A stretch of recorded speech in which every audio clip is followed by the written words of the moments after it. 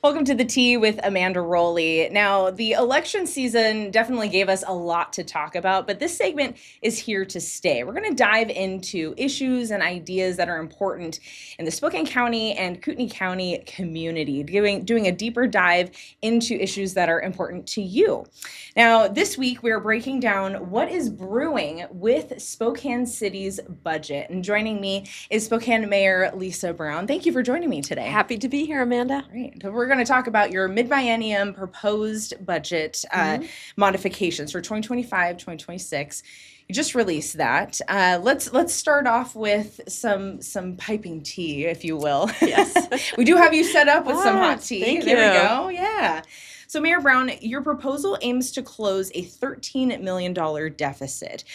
But after already tightening the belt earlier this year, that was something that you campaigned on as well. How did Spokane end up still in the red?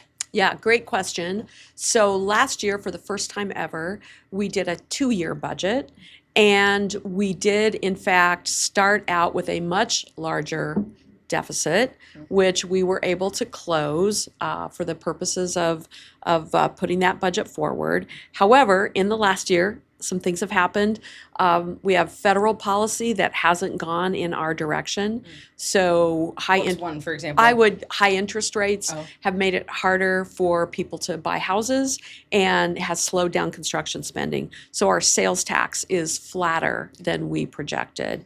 And another one would be the tariff wars. So we don't have Canadians visiting us as much in Spokane as we did. So that issue, and then some unexpected costs, in particular, the amount we pay to the county for the jail, much higher than we expected. So that is what came together to form this deficit, which is about 5% of our general fund. So not where you want it to be Yes. at this point. Is it fair to say, the goal, in general, we'll dive into the specifics, but the proposal that you brought forward, is it a straight line path to your goal for the city's budget? Well, cities are, unlike the federal government, required to pass a balanced budget. And so with this modification, the goal is to get us through to next year with revenues and expenses balanced out. And this is new. The biennium is new for Spokane. It is. Yeah. And so this is essentially the last year of the biennium. But I'm used to that. When I was in the legislature, we trued up every year, even though we passed a 2-year budget. So this is a true up of the budget we passed last year. So talking priorities, you've said that this budget protects community priorities and essential services. So what specific programs and departments were you not willing to see cut, and why those? In particular, public safety is a top community priority. And just 1 year ago, voters did agree to our proposal for a community safety sales tax increase. And so we wanted to keep the promises there. So we've brought back neighborhood resource officers. We've brought back the traffic safety unit. And even though we have this deficit opening up, we are not going to cut uniformed personnel in either fire or police. And in fact, this spring, we are on track to be fully hired in the Spokane Police Department. That hasn't happened for a long time. Deal. Yeah. It is. The recruiting efforts alone have just been, they've had to be aggressive just because of the climate. So that's a big deal. I want to hand it to our police chief, Kevin Hall, because he made that a priority right from the start. But there's this other aspect to it that's really important, because one of the things that has been a cost overrun perennially for the city is fire overtime and police overtime. And if you can get hired up to full capacity, then you have less of an overtime budget problem. And so being fully staffed in the spring will be great, and it will be good for future budgets. Sure. Because they will be able to manage that without burning out our police officers and having to get them on overtime shifts. And I do want to clarify, we'll talk kind of more about what city staff position cuts will be going into it, but I do know part of that proposal includes maybe 1 or 2 fire and police position cuts. But can you clarify, those aren't uniformed positions, Yeah, right? those would be administrative, on the administrative side of the equation. Is it that's just kind of the saving money, Yeah. that sort of thing? Yeah. Great. Well, then let's dive into that. So roughly 20 or 19.7 positions, full-time positions are on the chopping block, and city employees are anxious. I know when we talked about this in the last budget revision, it's scary. It's scary to hear that. But you did warn that early on, before this proposal came out, 30 to 50 positions might be cut. But this current proposal shows about 19 or 20. What's your message to staff who are worried about this and about losing their jobs and being moved into maybe new divisions even? Well, we have a civil service process in Spokane. It's part of our city charter. So many city employees are in civil service. That means that they are often have the ability to bump back to a previous position if they are in fact laid off. And so there will be in this process of eliminating some positions and doing some targeted layoffs. There will be people, unfortunately, affected by that, but there will also be individuals who have the ability then to either bump back or come back to the city when the positions open up again. And one of the things I want to point out is that because public safety makes up the public safety departments make up almost 70% of the general fund. That means that these position reductions are concentrated more in central staff, the things that support the whole organization, like human resources and the budget office and those kinds of IT, the things that are actually support services for the city. Okay. And early on, you had mentioned that of the initial 30 to 50 positions that would be cut, a third of those, I think you touched on this, a third of those positions are already vacant. So when we're looking at potentially roughly 20 positions being eliminated, how many of those are already vacant? I think it's about what we said before. Okay. It's about a third, but it could be as much as half. One of the issues here is that when we identify positions for reduction, we also work with our collective bargaining units. So we have unions in City Hall, and we work with them. So we essentially bargain and negotiate with them. And our goal, of course, is to do this in a way that doesn't affect services to the public, but also we want to be responsive to our represented employees and their points of view about how to make the reductions.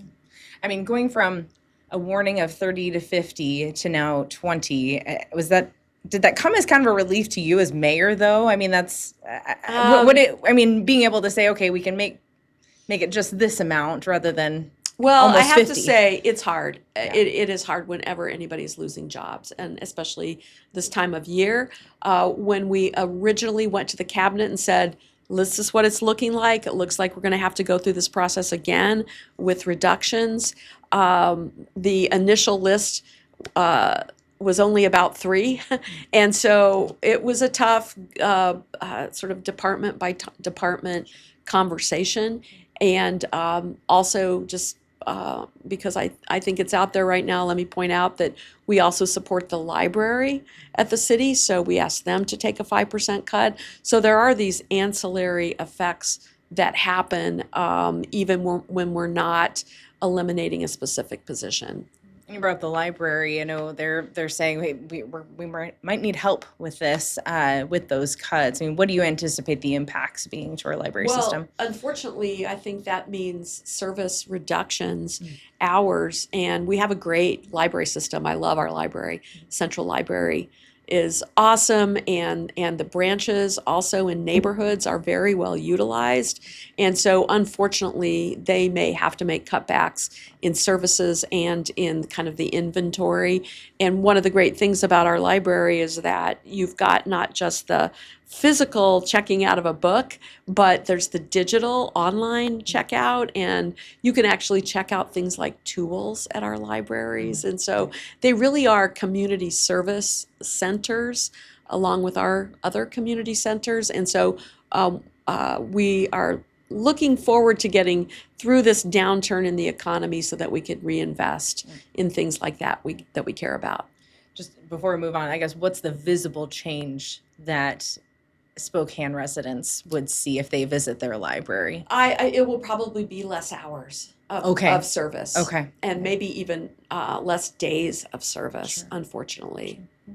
And then talking about kind of the different positions addressed here. So the budget proposes the creation of the Transportation and Sustainability Division. I wanted to talk a little bit about that. Yes. It looks like 101 positions from the Public Works or the Streets and Parking Department Yes. are getting transferred into this new division. Can you talk through how does this division work? What is this shuffle kind of, what's the purpose of that? Yeah, this is going to be, I think, a really important change for our future.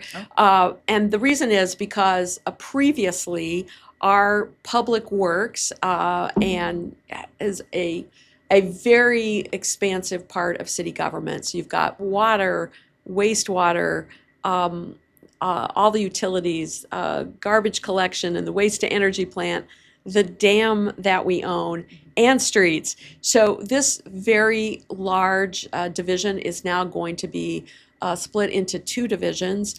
And the leadership of the Transportation and Sustainability Division will be John Snyder, who was brought on a year ago. And so he has been working through that over the last year with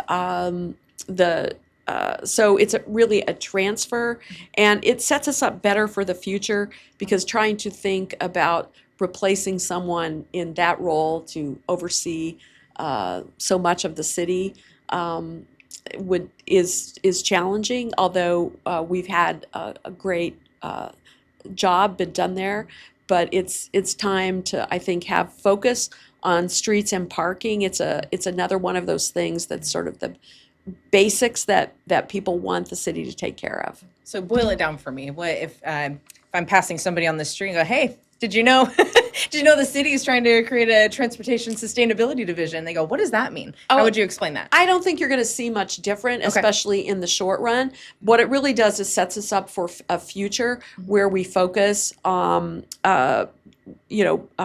resources are more aligned.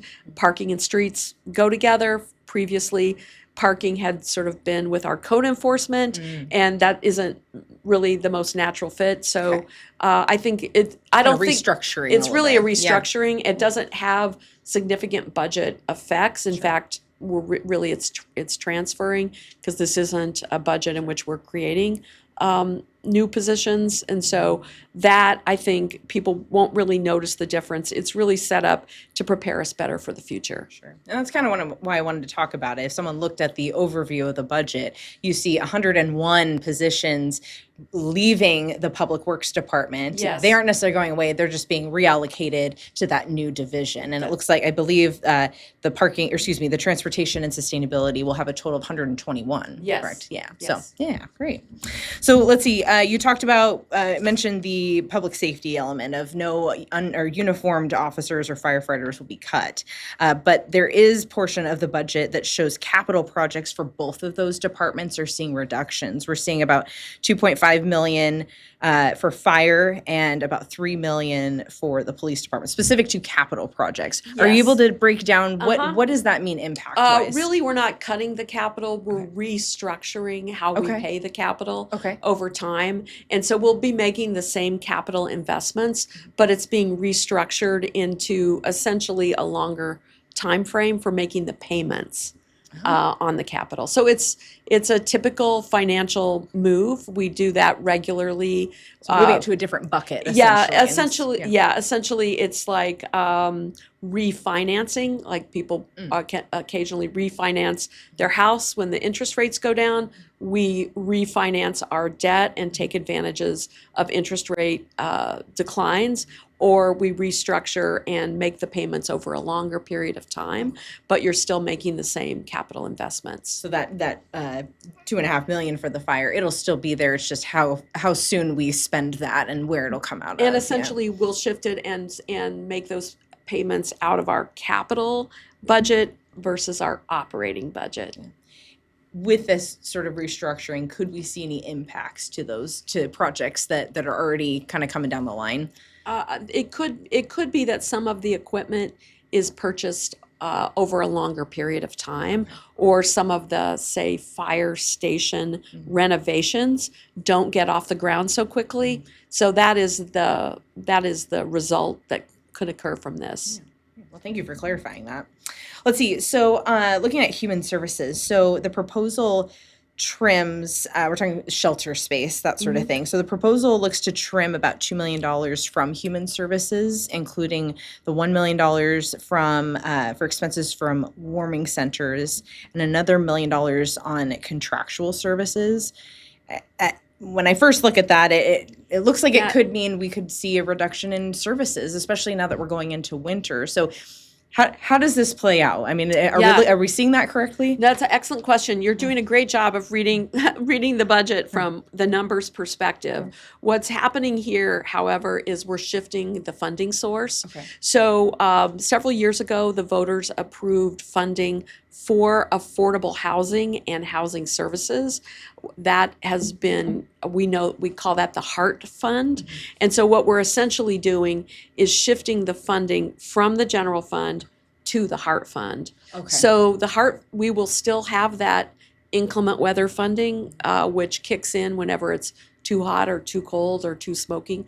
We'll still have those shelter beds available at the higher level that we promised last year, but we're shifting the fund source. Now, what that does mean is that fund, we go out and we contract with nonprofits and for-profit developers to build more affordable housing and to do more services with people who are homeless. So it will have an impact ultimately on those future rounds of funding, but we will keep the current level of service intact. So that roughly $2 million, it's more just coming from a different source, but the $2 million for those services remain intact. We're shifting it. Okay. So the services remain intact. Now, I want to be clear that there is still a lot of uncertainty about our federal funding. And a lot of our housing and homelessness funding is pass-through funding that comes from the federal government through HUD, the Housing and Urban Development, to us. And those contracts are still up in the air, especially with the government shutdown. And so we are charging forward and hoping to keep to the same levels that we intended all along. And our nonprofits out there are doing an amazing job. But there is a big level of uncertainty, and there is a possibility of cuts if the federal government doesn't kind of back up, reopen and sort of back up the contract promises that they made and kind of open up those offices so that we can then get reimbursed for those dollars. So when you boil it down, it sounds like the services that we've planned on and that we are seeing won't be reduced by any means. Not at this point. Not at this point. But we're clearly in a place of uncertainty with respect to the coming year. Sure. Yeah. I do appreciate your perspective on the HUD. I mean, coming from your experience with the state and the Department of Commerce. So is there any insight on that as far as kind of how it trickles down that you'd want to add to that? Or? Well, we're not the only ones having a deficit right now. The state is having a deficit. The county is experiencing a deficit. And certainly the federal government budget is subject to quite a bit of uncertainty. So we will be headed back to Olympia during the session and advocating for those critical housing dollars and some of the other partnerships that we have with the Department of Commerce and talking to our legislators. But So for the time being, we're trying to keep everything on course for the city, but keep in mind that there is an element of uncertainty that could emerge, especially based on what happens at the state level and at the federal level. Do you want to talk about the commercial parking, talking about plans of revenue? Yes. So your proposal includes that 12% tax on commercial parking lots. It's pitched as a tool to encourage redevelopment downtown and fund transportation infrastructure. And a key thing here, though, is we could see it pass as soon as this month with council approval. So can you kind of boil down for me? Help explain to our viewers the end goal with this tax. I mean, how do you justify to folks who use these parking lots that 12% tax? So two things. One is that this is authorized by the state, and many cities have a commercial parking tax. Spokane has not had one. One of the advantages of this is that the funds have to be used on the streets. So this is for street repair and connected to transportation purposes. So this is one of those sources of funding that will enable us to keep moving forward with our street projects that we have planned, but also with just that basic upkeep, potholes, snow plowing, etc. With the cost of inflation and with no additional funds in sight, we're definitely facing cuts to those essential services. So this will allow us to not make those cuts.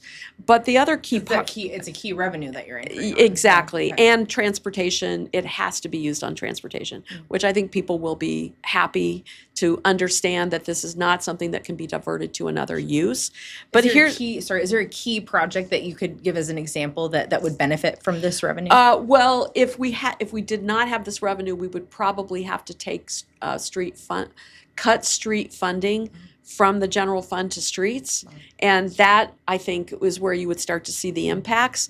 And so I think the most important thing is it's going to help us preserve and enhance those services. But there are some other nuances here that people are probably not aware of. One of them is spill the tea for me, Mayor Brown. This is exactly why you have the show. Many years ago, many of your viewers will recall that previous city council and administration it got engaged with the River Park Square parking garage. We're still paying off the bonds for that. Really? 1.75 million a year for 3 more years. Wow. So that was an arrangement that was made long ago and refinanced over time to the point where, honestly, it's time to stop kicking that can down the road. We're going to pay off those bonds. But clearly, this commercial parking tax will help us get that done. And when that's done, that funding will be available, again, solely for transportation purposes.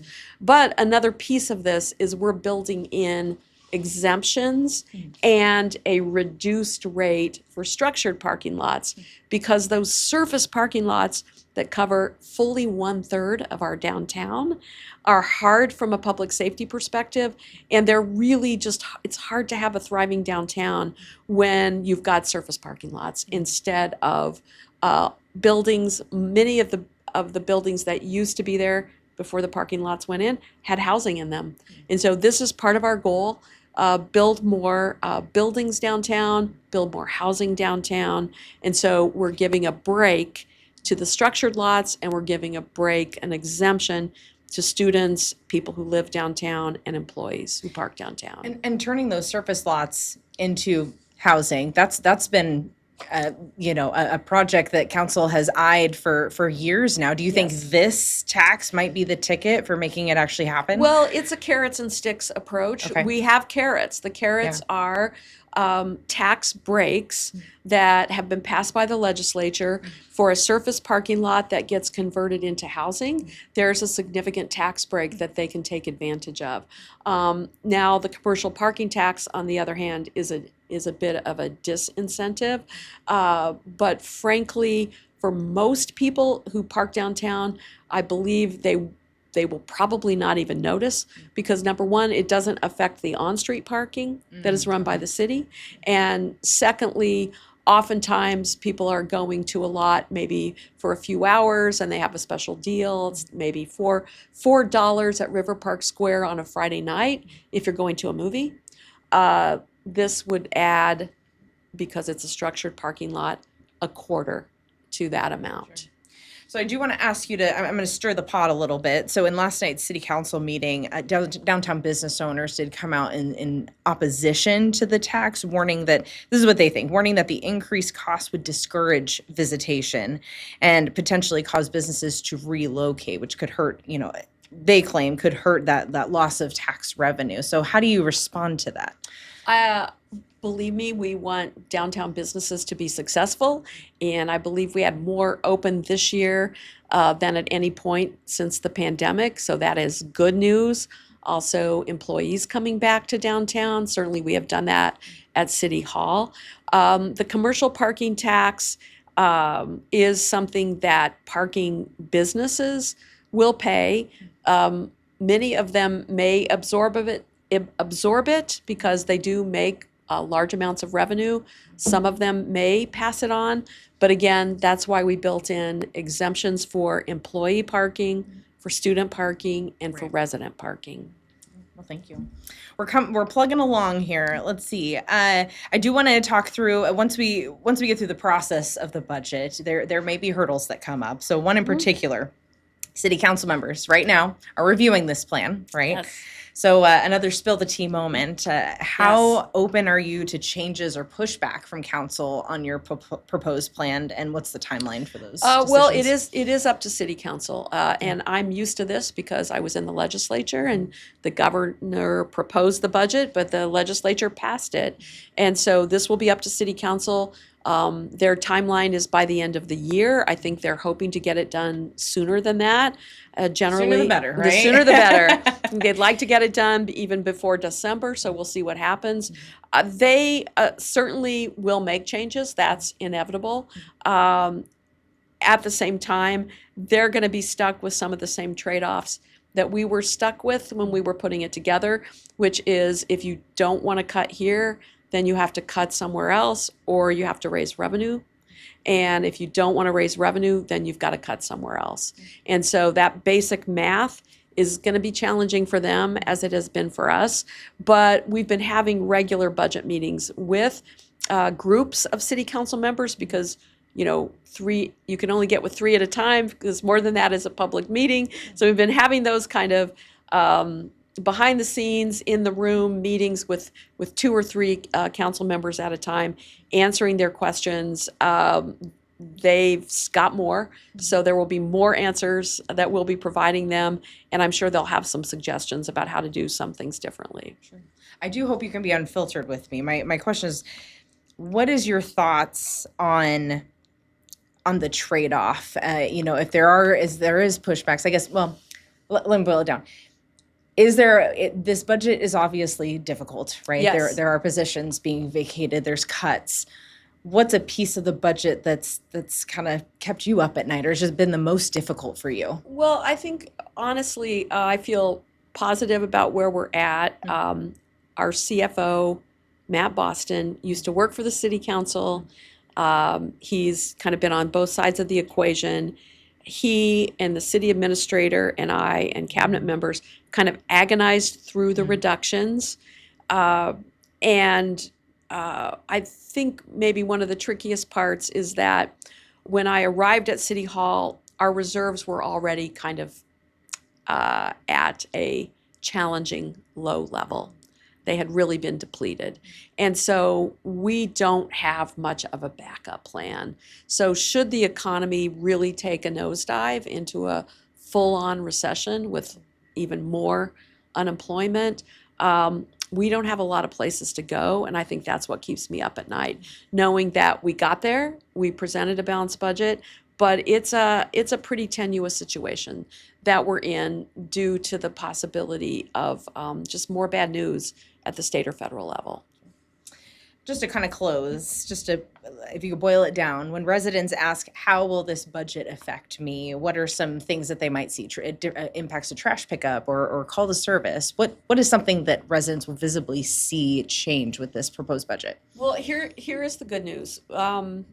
We are not proposing any increases in utility taxes, and we are not proposing any decreases in services that are the kind of the basics. So The snow plows are ready to go for the snow. The construction schedule for next year is still on track.